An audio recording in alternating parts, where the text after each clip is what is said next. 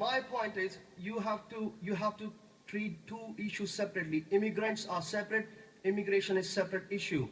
Everybody knows immigrants about diversity. Keep that separate. But a country like UK needs to control its borders.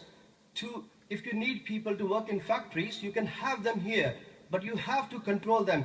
And about the David Cameron's promise that he will be able to control it, no, he won't be able to unless UK comes out of EU, because for every promise he has made that he will cut the benefit, he needs the EU approval.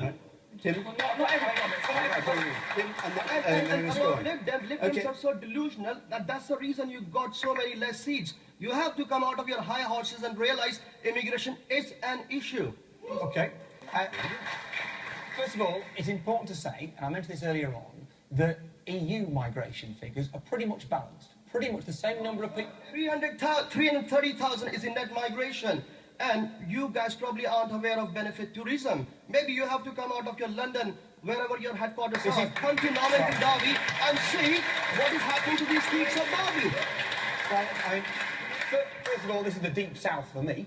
And secondly, there are pretty much exactly the same number of EU citizens who are in Britain. It's not. You have to look at the figures. I'm quite surprised that you don't know about the net immigration. It is. The net migration between the UK and the rest of the EU is pretty much even. The rest of the world, different kettle of fish. But I want to just say this about that.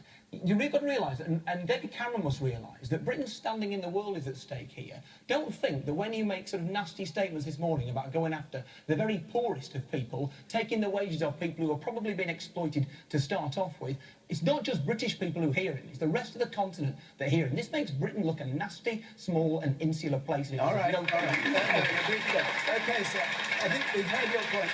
I'm going to take one more point and then we'll go on to another question.